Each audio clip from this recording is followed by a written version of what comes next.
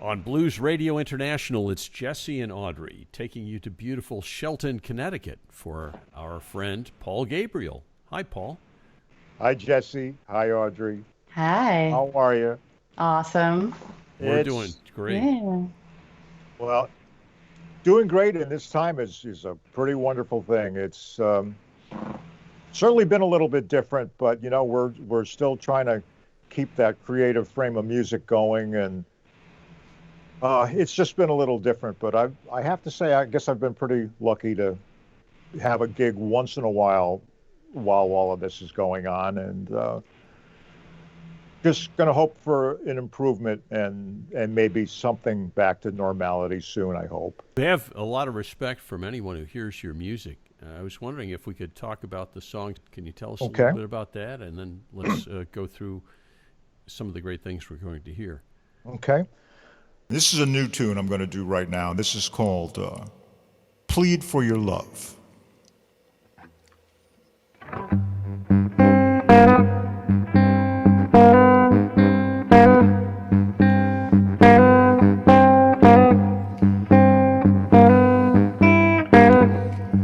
Well, I got something on my mind, sure about to drive me wild.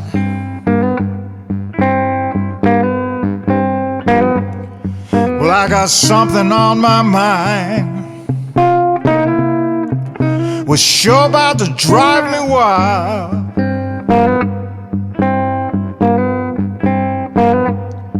Well, I did my best, baby.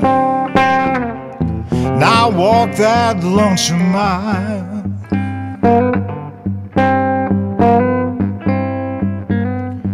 Well, I call you late at night, well, just to hear that telephone ring.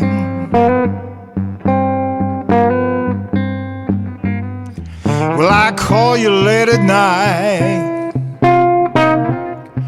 just to hear that telephone ring.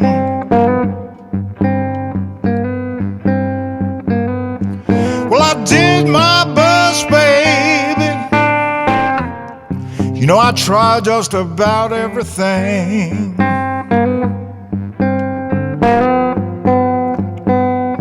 Where there's someone leaving at your back door, well, I know, 'cause I can just feel the breeze. Well, there's someone leaving at your back door. Well, don't make me get down on my knees. Don't make me plead, plead, plead for your love. Plead, plead, plead for your love. Well, I tried my best, baby, but you're the only one I can ever think of.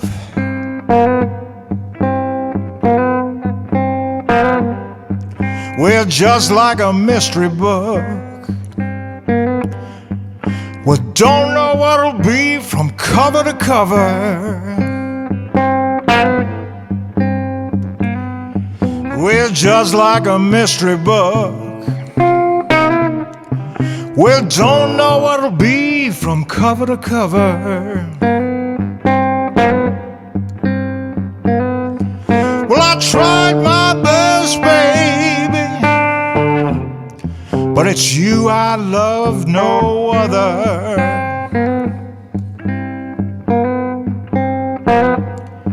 Well, I tried my best, baby, but it's you I love, no other.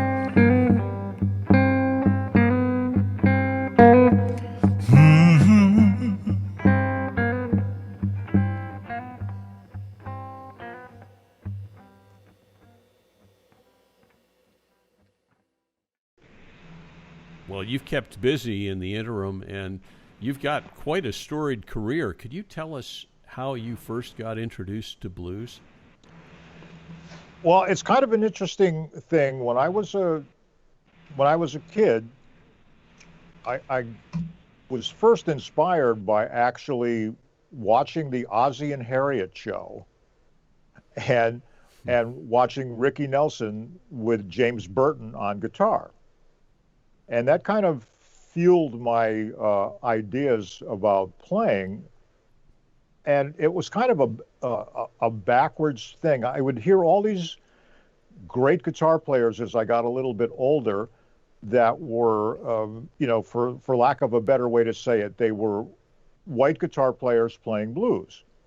And I'm thinking, wow, they created this stuff. And, this is great. I love the music. But then I realized they didn't really create it. They were just delivering their own version of it. And mostly through Michael Bloomfield, who was and still is probably my most important reference to what got me interested in all of this.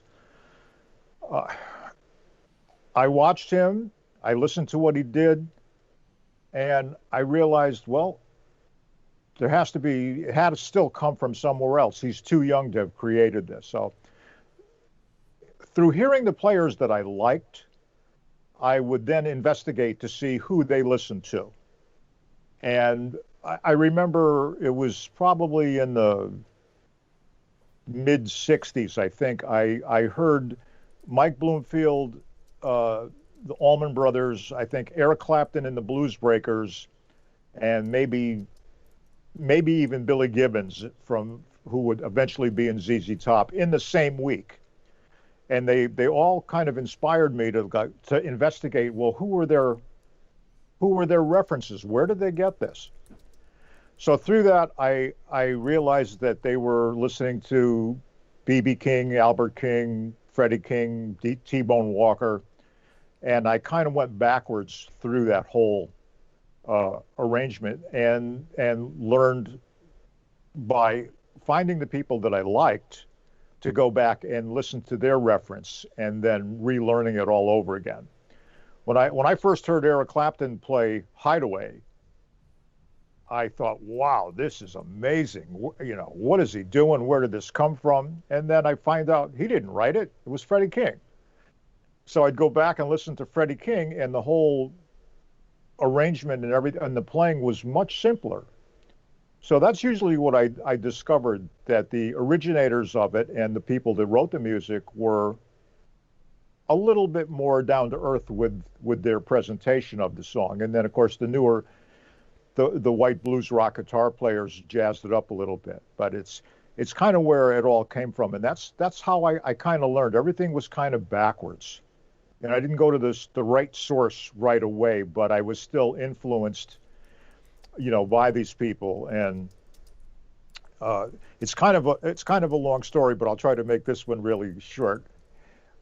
When I first heard Michael Bloomfield, a friend of mine had been trying to convince me I had just started to really play again, because I played for a little while when I was very young, maybe 12, 13 years old. And then I stopped for a couple of years.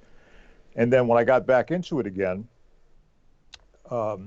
he said, I want you to come over to a rehearsal with my band and listen to something. He goes, I think it will spark your interest again.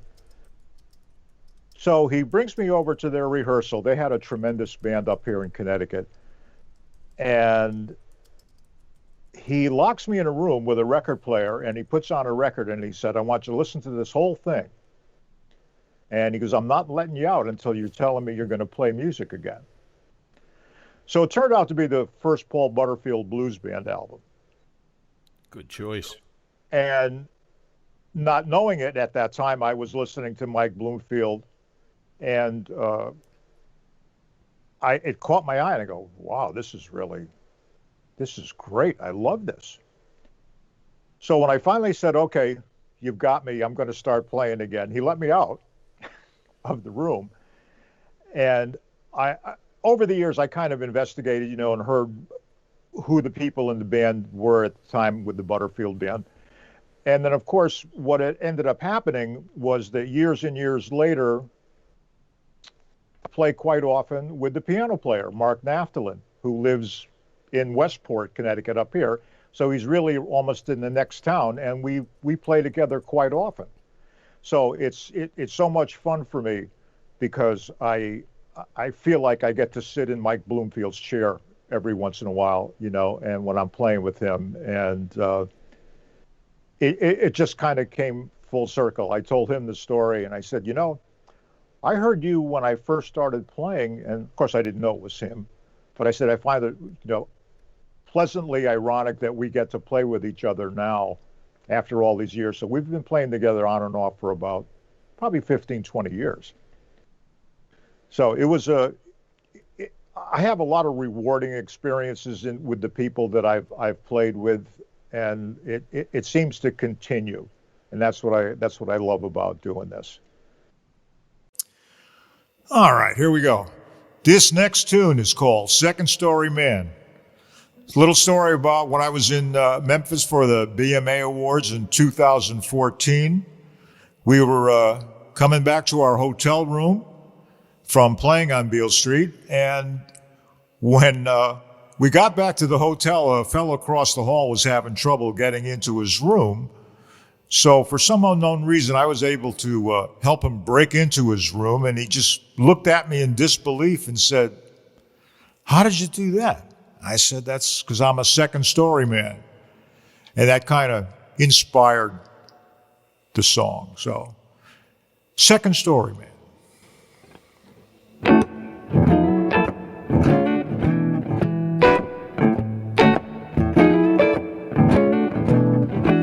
Well, I met a little girl, she caught my eye. I asked her where she lived, she said, "I live way up high." Said, "What you talking about? Just what do you mean?" "I got a real fancy place like you've never seen." So we started talking, and we started walking, and we made our way uptown.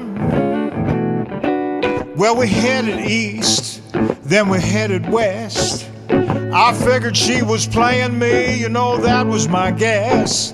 When we finally stopped, she said, "This is my space. Let me find the key, and I'll show you the place." Well, she's looking high and low, no key to show, and I've seen a game before. Well, I figured it was time to let her see just who she was hanging with, that'd be me. I said, "What's your game, baby? I got one of my own. The only difference is I do mine alone." So I cracked a smile, 'cause I knew all the while that we were just two of a kind. So I explained to her, just so she could see, that all this time she wasn't fooling me. And I tried to tell her I'm not who she thought. When I do my job, I can't get caught. I do my best, and I'll do what I can. But let me introduce you to a second story man. I'll do my best, and I'll do what I can. But let me introduce you to a second story man.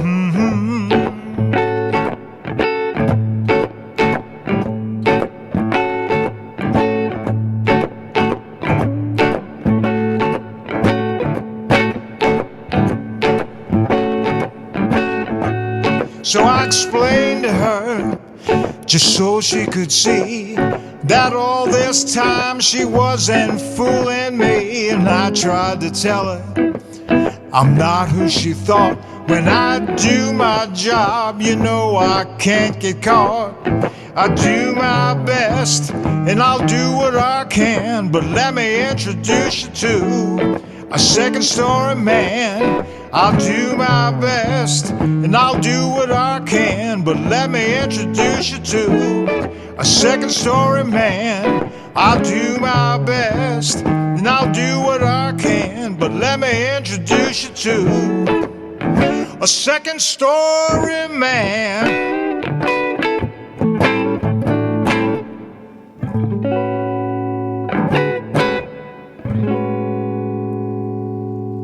second story man.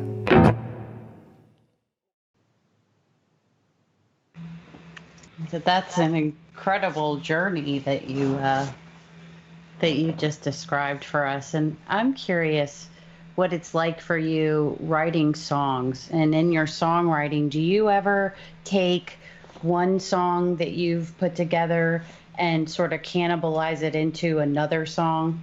Absolutely.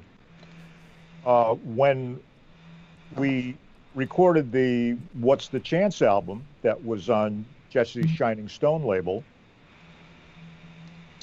the title track, What's the Chance, I had originally written it with the intention of trying to sell it to Brad Paisley as a country song. And Interesting.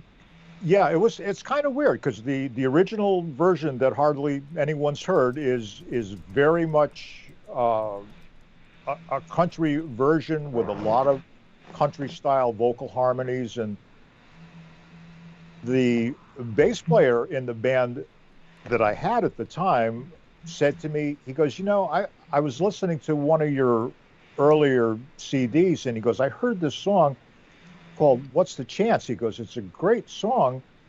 He says, but what would you think about doing it as a rhythm and blues production?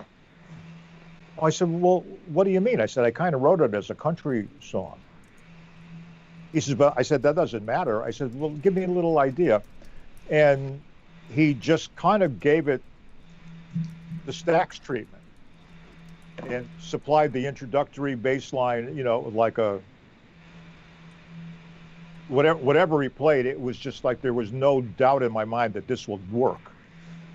So we rearranged it, and I sang it more like an old 60s rhythm and blues song. And when we were done with it, I said, you know what a perfect title for the record. Being, we didn't really know what was going to happen with it, but we just said, well, what's the chance of anything really good coming out of all of this? And we just forwarded it and tried to do the best we could with it, and it came out to be a really wonderful version, totally different than the original way we did it. And I when I hear it today, I love it. I loved it when we did it, and it was just you'd never know it was the same song.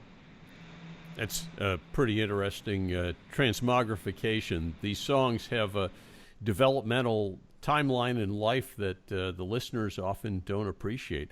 You've got a new album out as well, and you're going to treat us to some music from both of the albums. Could you tell us a little bit about the songs that we're going to hear?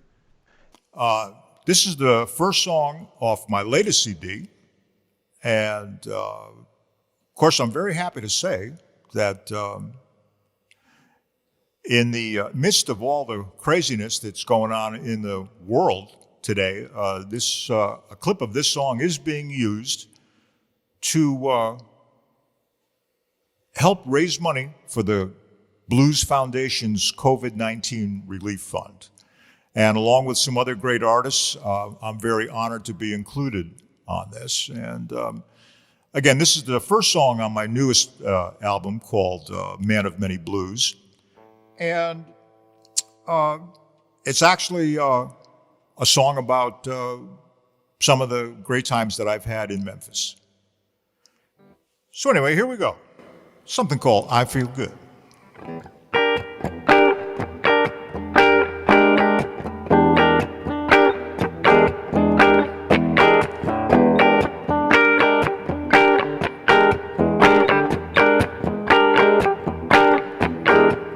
Well, driving all day, I'm riding all night. We saw that pyramid just about daylight. Well, got me a room and got me a key. We looked out my window, it's a river I see. We Well, music in the air and blues everywhere, you know I feel good. Had a rendezvous date just like old time. I can just see all that barbecue and wine with just Mr. Prince and his royal clan. But somehow I don't think he knows a blues man. Well, music in the air and blues everywhere, you know I feel good. Walking down Main, you know it's always the same. You're bound to see someone you know. Back in my room, there's a knock on my door. It's a face from long ago. Well, down on Beale, you know that music's gone wild. Well, everyone there is just a blues child. They're all paying homage and praising the best. For the first time, you know I stand with the rest. Well, music in the air and blues everywhere, you know I feel good. Well, it's hard to explain if you've never been there. There ain't no place like it, not anywhere. Home to the kings and queens, to us all. And I was just a young boy, you know I heard him call. Well, music in the air and blues everywhere, you know I feel good. Music in the air and blues everywhere, you know I feel good. Music in the air and blues everywhere, you know I feel good. Cha-cha-cha, baby. I feel good. I Feel Good is exactly how I felt driving into Memphis about 6 or 7 years ago for the Blues Music Awards. When What's the Chance came out and got nominated, it was probably one of the most thrilling things that I've ever, been able to live with. And when my wife and I drove into Memphis, it just seems like a series of things happen. And basically the song is about all of these things that happened either while we were there or on the way in or on the way out. The first couple of lines, I think I made reference to the pyramid and maybe some people that we saw. And it was just a thrilling thing. Part of the bridge in the song is about a sound engineer that I was on the road with in 1980, who's sadly his health was failing at the time. And his doctor told him not to make this trip to Memphis, but he hadn't seen me in 20 years. And he wanted to come to the award ceremony. And even obviously, though I didn't win, he wanted to be honored to be there to watch the whole proceeding. And the reference in the song was about a knock on the door and opening the door, and here's this face I haven't seen in 20 years. And it was a great, great reunion. Now, my wife knew he was coming, but I didn't know anything about it. What a surprise. Very nice. Yeah, it was just a wonderful situation where we had put a lot of miles on the road together, and he always loved what I did, and that now that I was just being honored as a Stop talking. Drink some water. yes, Cheers. a little water to open up here. Yeah, we'll have to hydrate as well. Yeah. Okay, we'll try that again. When he showed up, it was probably one of the most thrilling moments because I hadn't really seen him in forever. And on top of that, the person that paid for the Man of Many Blues album had also come to Memphis to see me for the same reason, and he was the bass player in the band that this other fellow was the sound person for. So we had a long history, and I was just I don't know how to explain it other than I really felt humbled by the fact that these two people had come to see me, hopefully get an award, but just by the fact that I was nominated was more exciting than anything. It is. Tell us about some of the other songs, like Old Time Ball. You have an interesting take there. This is the first song that we did when we started recording this new album. And I think, I have to say, I think it's a song that kind of got Duke Robillard interested in sitting in on a few of the numbers. And I think by the end of the record, he actually played along with us on about 9 different songs. But this again is the raw version of that song. And it's kind of a swing thing. And, well, here we go. We're going to swing a little bit.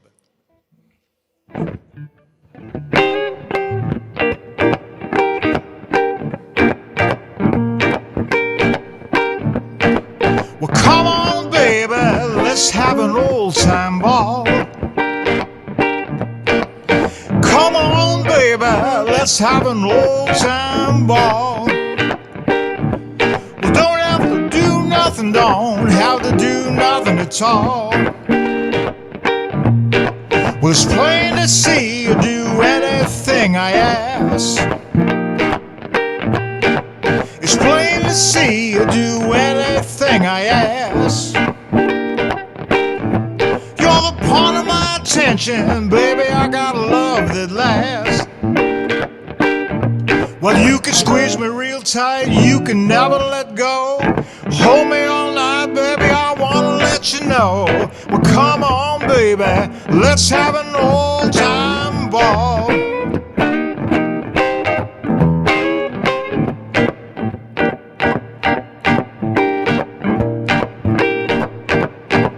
Well, you can squeeze me real tight, you can never let go.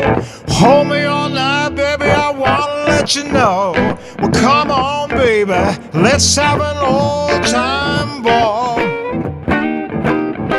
Well, come on, baby, let's have an old-time ball. Come on, baby, let's have an old-time ball.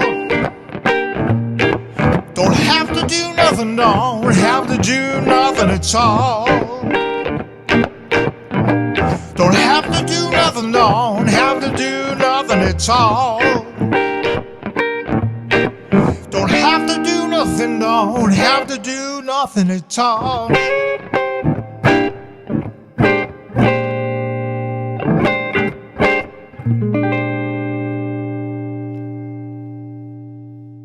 Yeah, baby. Well, you have a lot to draw from to achieve that. I mean, 90% of the songs that I write are based in fact, but sometimes it just doesn't make sense, so I have to make up the rest. Well, what about Roomful of Blues? Tell us about that one. Has nothing to do with the band, Roomful of Blues, but it was responsible for getting Duke Robillard's attention just from the title of the song. And it ended up being on the What's the Chance album. And I'm very pleased to say that that was on the Shining Stone label that's been headed for by Mr. Jesse Finkelstein, and also with his great radio show, the Blues Radio International. So this is a song called Roomful of Blues. I did this at the BMA Awards with Jesse, and this is today's version.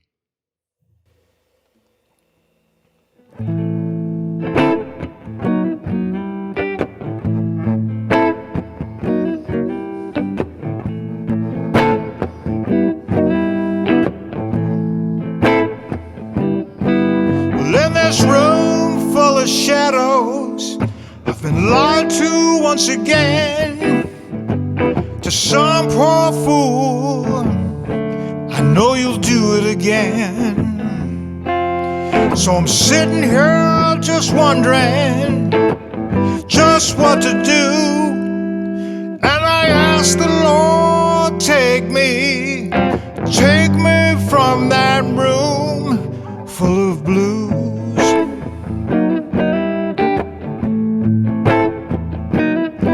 And if I knew just what you're thinking, if I could only read your mind, I could see through all the lies and save some precious time. Now I'm sitting here just wondering just what to do.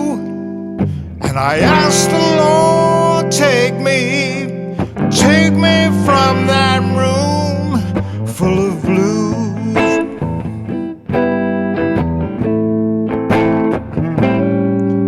Can you tell me, pretty baby? Can you tell me if I'm wrong? I can't speak, I can't think, and I can't stay here too long. Now I'm sitting here just wondering just what to do. And I ask the Lord, take me from that room full of blues.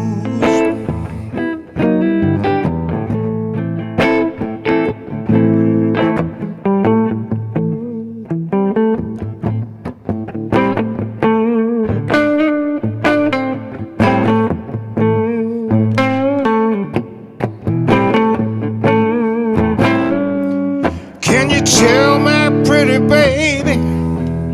Can you tell me if I'm wrong?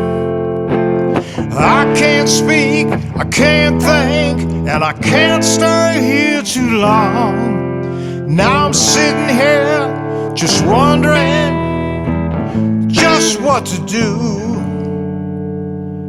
And I ask the Lord, take me from that room full of blues.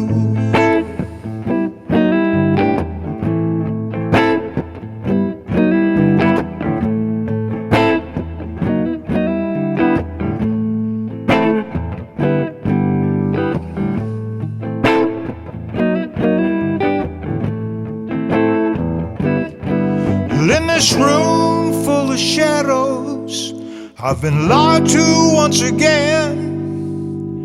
To some poor fool, I know you'll do it again. I'm sitting here just wondering just what to do. And I ask the Lord, take me from that room full of blues.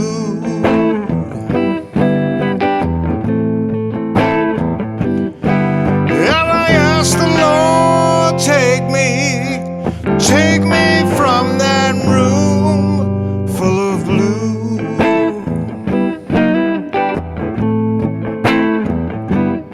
And I ask the Lord, take me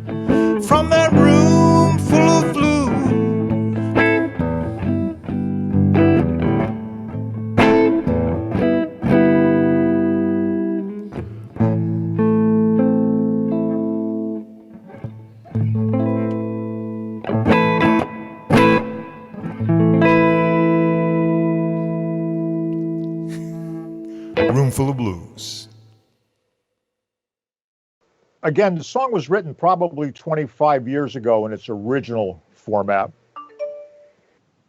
And then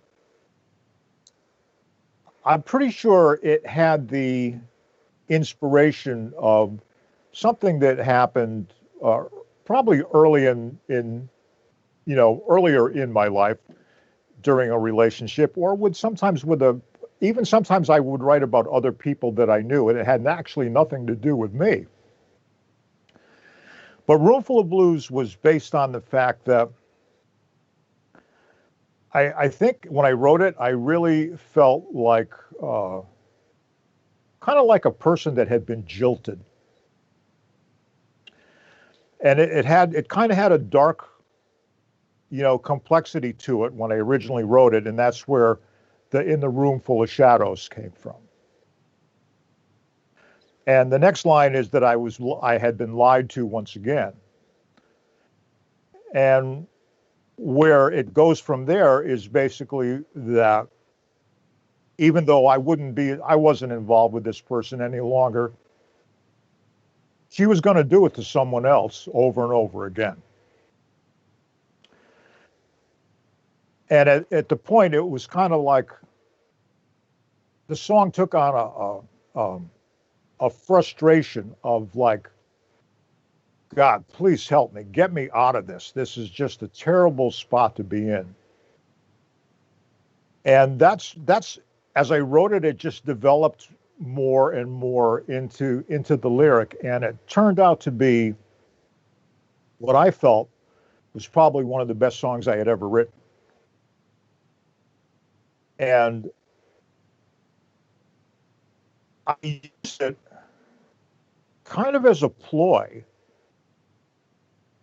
to get Duke interested in producing that record. I was doing a show with Duke as a solo. And I'm thinking to myself, I wonder what would happen if I played a song called Roomful of Blues. What would his reaction be? Because it had nothing to do with the band Roomful of Blues, but that would be the first thing you would think of. So I played this song during a set that I was doing opening for him. And he comes up to me later and he goes, "Have you recorded that yet?" I said, "No, not yet." I said, "I was kind of hoping you might want to do that." He goes, "Let's talk." He goes, "We're going to have to do this."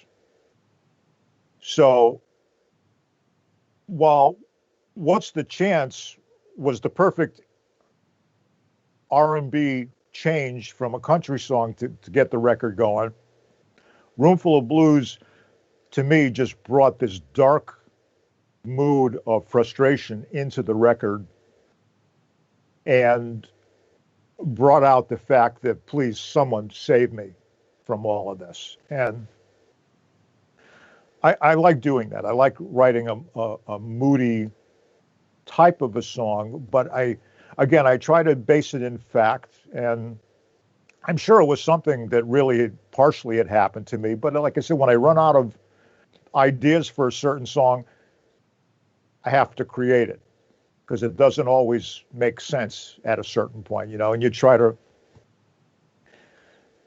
have it always make sense. But then occasionally I noticed that people might ask me, what is that lyric? What does that particular line mean?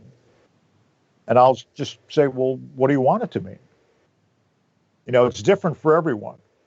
And that's what I love about songwriting. It's very hard for someone to say, well, you can't write that. Well, of course I can write it. It's my song. I'm writing, an actual experience, or maybe one that I just kind of conjured up. But that's the beauty of songwriting. It doesn't always have to be, completely factual. It's just like sometimes I use certain words that I guess as writers would say speak better than other words when you're trying to sing. Sometimes I find that a certain word might be harder to sing than a similar word. So I'll usually go for the one that I'm able to sing better. And that occasionally comes up with some interesting ideas too. But again, Roomful of Blues was absolutely and still is one of my favorite songs because I can't help but to get overly involved in it emotionally. But I think that's why on a good night or a good take, it works.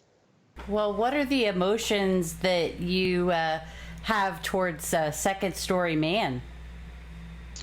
Okay, well, Second Story Man, that's a very interesting story. Again, based in Memphis during my trip there for the Blues Music Awards.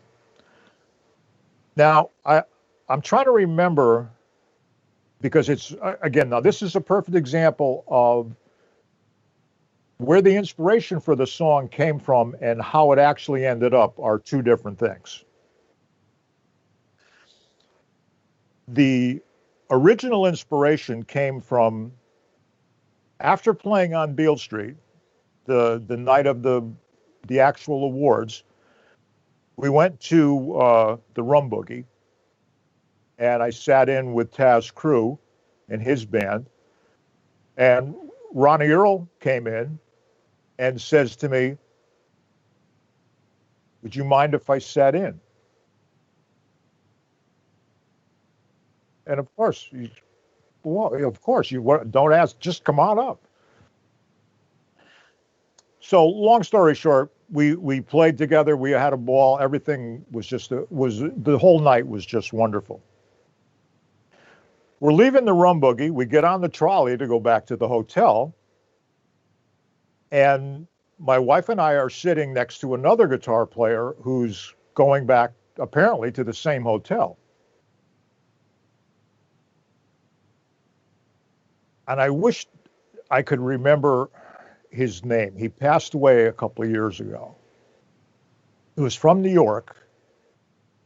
And I can't remember his name because I didn't know him before, but I knew of him.